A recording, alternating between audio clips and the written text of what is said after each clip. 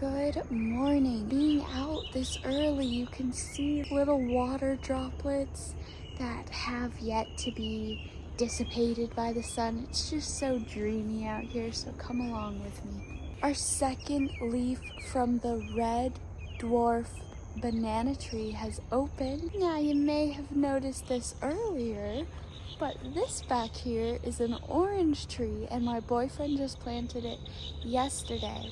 It's a Cara Cara orange. It's a dwarf orange tree, but it might get pretty big. It's got this dark, deep orange, really juicy fruit, and it's definitely more flavorful, but kind of more sour and sweet than the regular navel orange we're used to, which I actually have one of those. My boyfriend just has yet to put it in the ground. All right, before I even turn around and show you what it looks like and show me what it looks like, because I want to be surprised, this is our sunflower. We have a bunch, but this one, even though it's not the tallest, it seems like it's been wanting to open the past few days. All right, let's go check it out. Wow. Oh my gosh, it is totally opening, and the center looks so beautiful where all the seeds will be. I can just imagine a bunch of bugs so happy, and it's such a beautiful color. This avocado, all the red you see is a new growth, and the way we've been convincing it to grow more is careful watering.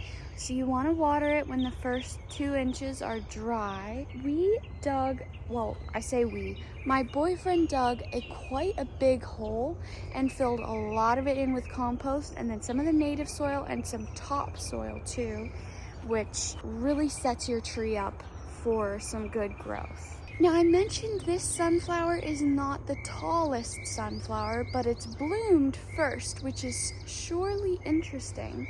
I believe it's not even the sunflower that we put in first, and I think the reason is because this sunflower is planted by watermelon. Now, these are both heavy feeders, so they like to suck up lots of nutrients from the soil. But let me show you this other sunflower. This sunflower behind me, it's very tall, and yet it still is not ready to bloom yet. Not even close to the other one. Well, maybe a little close, but I think it's because we planted it by the beans, and these beans put a lot of nitrogen in the soil.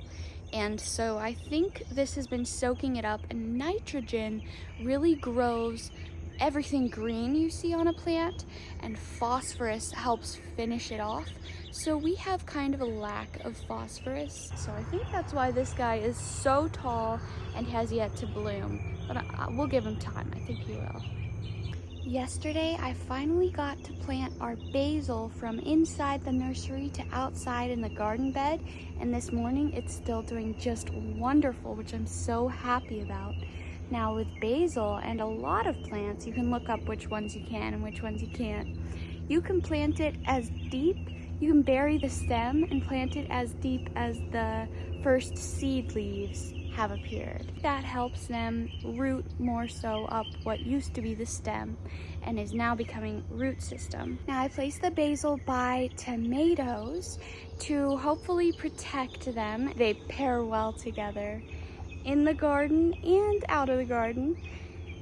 And I also put them by a couple marigold flowers I planted the day before yesterday. They are having a little bit of a rougher time with the transplant, which makes sense, but I think they're gonna be just fine. On my Jubilee watermelon, I saw a little watermelon trying to grow, and at the end of the fruit there will be a flower, and then there's also going to be other flowers that don't have any fruit at the bottom of them. The ones that don't have fruit are males, so you pluck off a male flower, peel back the flower petals, and then you rub it along the inside of the female flower, which is the one with the fruit attached, which you leave attached to the plant. So hopefully this will pollinate. I'm also going to put some neem oil on the outside in hopes to protect it from caterpillars, because they have been going crazy.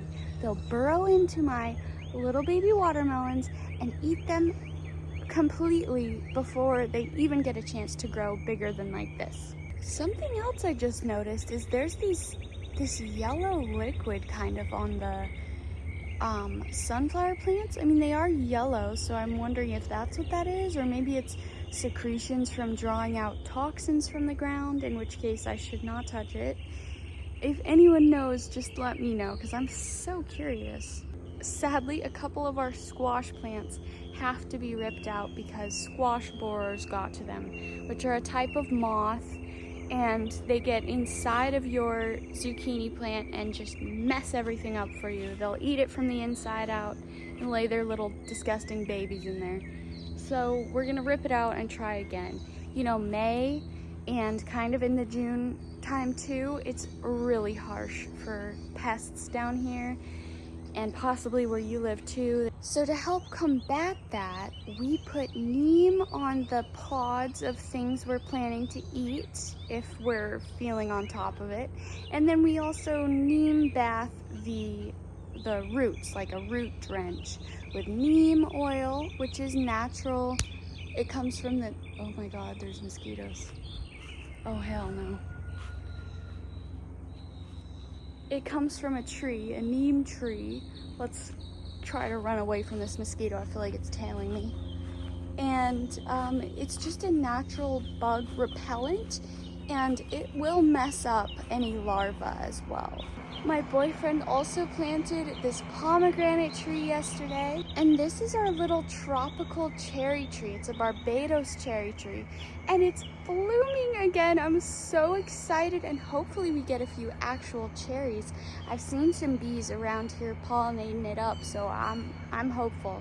And a lot of our strawberries have been doing a little bit rough. I think it might be a combination of the heat, maybe not enough potassium while they were producing fruit. I think they're kind of recovering a little bit. So to help them recover, I've been picking off the runners of ones that don't look like they could handle it, and picking off the dead or kind of diseased looking leaves. And I think that definitely is helping them. The potatoes have really been confusing us, and that might be a crop that we just don't try again because they're cheap enough at the store. They've kind of been a hassle to grow. We dug one up that we thought was ready, and it didn't have any other potatoes. So we're thinking it might be because of the heat. Apparently they don't set off new tubers, which is new little potatoes, unless it's cold enough, and it's crazy hot here. So I think I planted it a little too late in the season, which is unfortunate. We might just have to say goodbye to that crop and compost it. Well, it happens. At least we know now. I guess I could try potatoes again in the winter, but I mean, it's such a long process. I almost can't believe they're so cheap because they're kind of hard to grow. At least for me, I don't know. Drop your potato tips if you have any. Well, thank you so much for joining me in my garden, and I'll just see you in the next one. Bye.